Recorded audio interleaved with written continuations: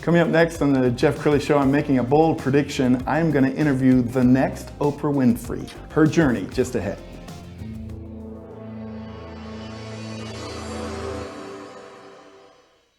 Many are predicting that the worst is yet to come, which is unfortunate, said one person here. Until now, they've enjoyed the reputation of being the nation's icebox. Watched a burglar in his home this morning by webcam. As a journalist of over 25 years, stories are what make my world turn. Reporting live from the Dallas newsroom tonight, Jeff Crilley, Fox 4 News. But in 2008, I took the jump from my familiar life and started a PR firm from my home. We're talking about anyone with a camcorder like the one I'm using becomes a television network. We started slowly growing the company, and we now have over 100 clients, and we've branched into the world of live digital broadcasting. I now own 8 different TV studios and have a huge team, and the stories that I now get to share are sometimes the most important of my life.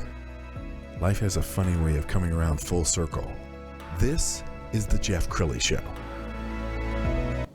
Well, every once in a while you meet somebody who is just a larger-than-life character. The moment that Ella Patterson walked into our studios, I just had this prediction. I said, I think I've just met the next Oprah Winfrey. All right, how do you feel about that? I'm like, no pressure, right? She's an author, she's a speaker, she's an entrepreneur, and she's my friend. I can't wait for people to hear your amazing journey. You were born in East St. Louis. East St. Louis, Illinois, right next to the Mississippi River. No kidding. Okay, so have you always had this larger-than-life energy about you? I believe so. When people first meet me, it's kind of like a light bulb moment. And it takes them by storm, and I'm just me. I'm just Ella. I keep it real, though. And she has an entertainment and publishing empire. We're going to talk more about that in a minute. But you have a sizzle reel, and before they get to meet you, I want you to see all of the television clips from Ella Patterson. Let's roll that tape. Prepare yourself to be challenged, excited, and inspired. Getting to know Ella. Now, our next guest interviews thousands of women about everyone's favorite subject, sex. And she's written a book about it. Will the real women please stand up? Number one, if you got kids, I won't put in the bed right now. Get ready for some serious girl talk, because this woman tells it like it is. We got to calm her down. She just gives it up. So y'all give it up for Miss Ella Patterson.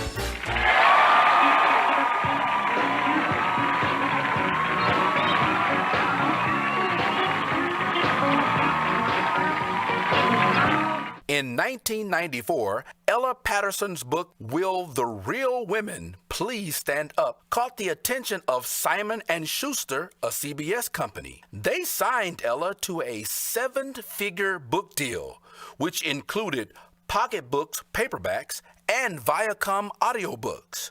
In her first televised interview, Ella spoke with Tamron Hall, currently of NBC's The Today Show. Ella has appeared on several episodes of The Montel Williams Show. Her books have been featured on hundreds of radio and TV shows throughout the United States, Canada, Europe, Japan, and China.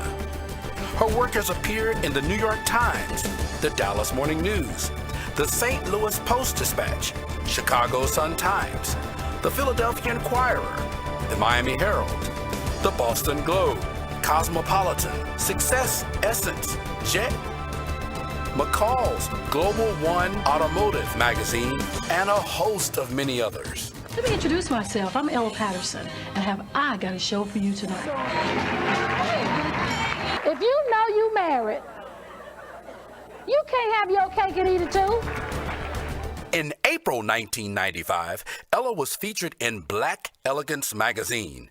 She had material on 7 different pages in the magazine, including a provocative centerfold that got everyone talking.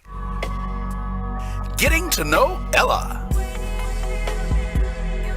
Ella Patterson self-published her book, Will the Real Women Please Stand Up?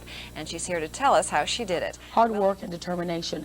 My next guest can attest to that. And joining me now, Ella Patterson, a popular author who wants to share her rags to riches story so others will be inspired and welcome. Educator, author, and business owner Ella Patterson is a true example of a rags to riches story. Now, how do you react to what they said? Okay, first of all, we've been to Mars, we've been to Venus, now let's come back to Earth. If the only thing in your marriage that's being turned on is the TV, you have a problem. If you're in a marriage and you're not excited and he is excited, this is what's going to... Ella! I love it because you were just being yourself. You're not acting, this is you. Just telling it like it is and having fun while doing it. I compared you to Oprah, saying a bold prediction that you will be the next Oprah, and you told me that you've actually met Oprah. Yeah, we were at the Hotel Bel Air in Los Angeles, California, and I was in there trying to just relax before I went on some of the shows, and I saw this lady jogging on the treadmill in the workout room. And I looked, I was like, that's Oprah. Oh my God, I'm in the presence of Oprah. So I got on my treadmill, which was right next to hers. And I just started slowly jogging. And she looked over at me and she said, where are you going? I said, well, I'm going, I think 3. It was on level 3. And she thought, oh, surely you could go faster than that? And just started pushing buttons. I started running because I didn't want to let Oprah down. So I kept running. I was like, oh my God. When she got through, I was out of breath. And the only thing I could do was, it was almost like the Mean Joe Green commercial. I took off my shirt because it had "Will the Real Women Please Stand Up" on it. And I gave her my shirt. And she said, okay. She threw it to her hairdresser. And I was like, well, at least I met her. But she had the shirt. No, so what I want Oprah to come on your show one day, and that'd be awesome. I'm going to speak that into the universe. Awesome. Let's talk about your books. We're going to put up on the screen. So Keep the Home Fires Burning. Tell us about that one. Well, that's my new release. It just came out in April. And one of the things that I decided was to write a book that would keep couples together. Yes. Most books that are written about women are turn men down, telling women she can do this by herself, she can do this without a man. Well, my scope and objective was to make sure that there was a couple involvement in my book. So that's why I wanted to make sure giving and receiving pleasure from women to her spouse. And I don't know about unmarried couples. I wrote it for couples in general. And it's not anything about sensuality, sexuality. It's about the overall relationship, going out to dinner, planning dates, having a date night. Most of my friends in my age group have a date night, and it's consistent. You can plan it every Wednesday, every Friday, whatever day the couple meets at the same time, and they don't have anything to do. And my book was basically wrapped around that idea and that premise, and I stayed focused and I did it. And once, and it's also distributed by Simon & Schuster, so it's like I got away from Simon & Schuster for a little bit and started independently publishing, and I end up back home with Simon & Schuster. And that's a huge publisher. Oh yeah, one of the top 7. That's amazing. It's the major 7. Let's talk about your very first book. Tell us the title again. Will the Real Women Please Stand Up? And I love that. And that's an international bestseller. What's the overall message in that book? Self-discovery, self-esteem, believing in yourself, believing in your relationship, and not being afraid to go the extra mile for your relationship. Don't feel that you have to be pigeonholed and say nice girls don't do that, because nice girls do that, whether you know it or not. So that's the premise, letting you know that it's okay to be in love. It's okay to make love with your love. And you know, it's just okay. Keep it fresh. Keep because it fresh, a lot new, of marriages, alive. Keep the energy in it. Keep the spark in it. Continue to play games. Continue to do things that will surprise your mate. Because one of the things I find, people get bored with the same person all the time. And it's reality. You don't want that to happen, but it happens. People get bored. Men especially get bored.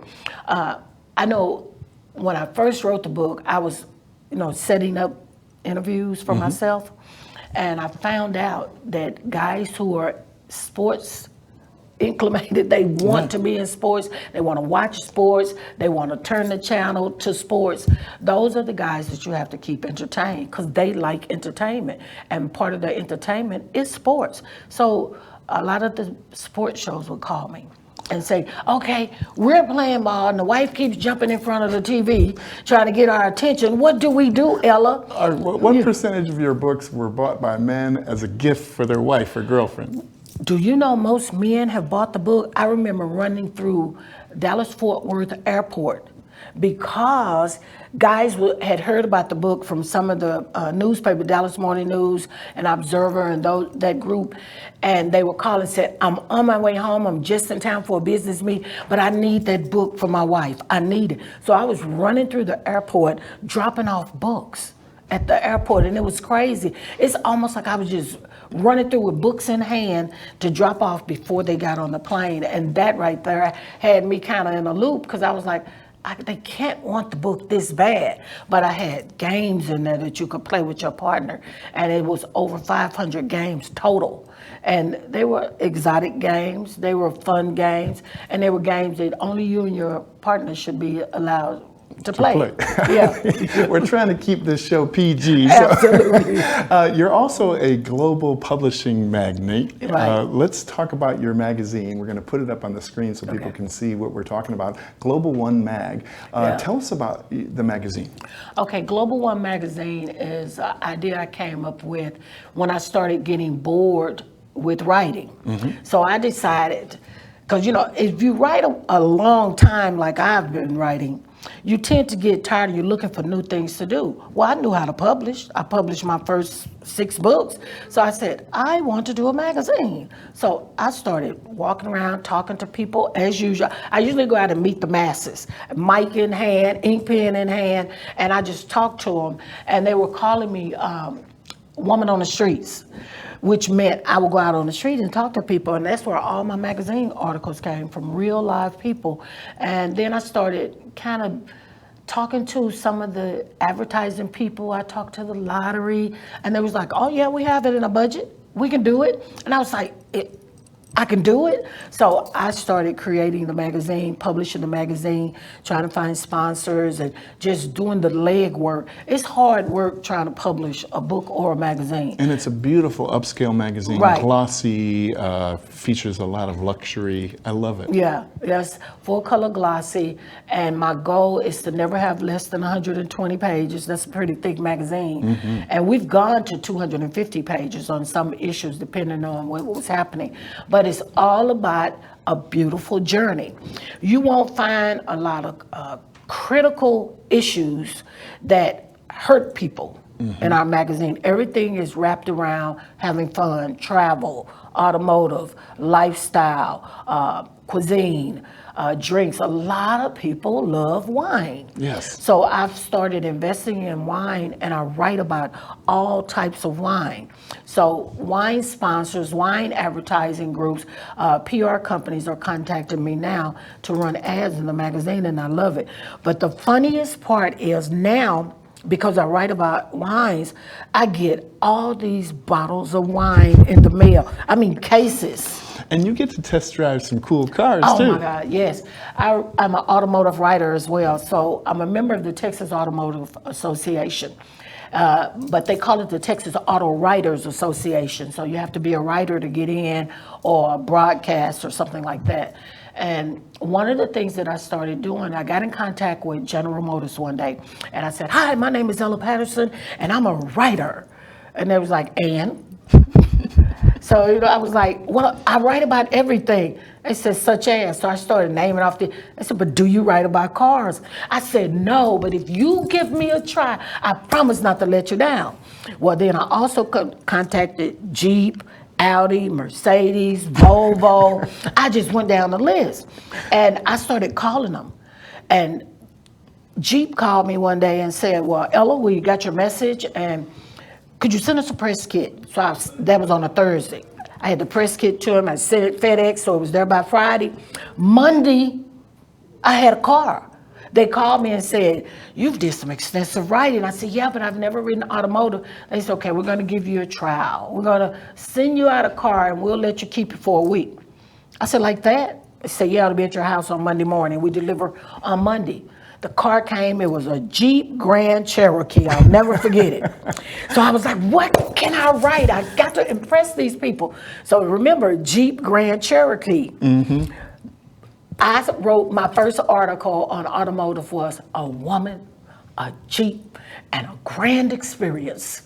I said, so they got all of that in the title. Oh my goodness. I was going to wait till after the show. Your Lamborghini is parked in a fire lane. So if you can, isn't she amazing? I know my prediction is you're going to be the next Oprah. And just like Oprah, she wasn't satisfied with just a TV show. Yeah. She started a very popular magazine and then suddenly a television network. And so, yes. It's like I'm doing it a little backwards, a little different. Well, so we only have a couple minutes left. So look right into that camera. That's your viewer. And give that person some encouragement, because everything you've done, Ella, has been scrappy. The camera there on the left. Okay. Well, one of the things that I would tell you, if you're an entrepreneur or if you're just feeling like you just can't get it done, don't give up. If you should get tired, you sit down and you rest a while, but you never give up. You never give up. You never give up. Fight them on the ice and fight them in the heat. And you just keep pushing and pushing and pushing. And I promise you, and I guarantee this, you cannot give up. Because if you give up, your dream is gone. And that's the main thing. I say that to myself every day. If you get tired, you sit down, you rest a while. But girl, don't you give up. Don't you give up. And I believe in that mantra. I could listen to you all day. Her show coming soon. Stay tuned. We're going to end with your magazine website, which is global1mag.com. Ella Patterson, thank you for coming on the show. I appreciate you. Thank you. Bet. And that's it for now. We'll see you next time. Bye.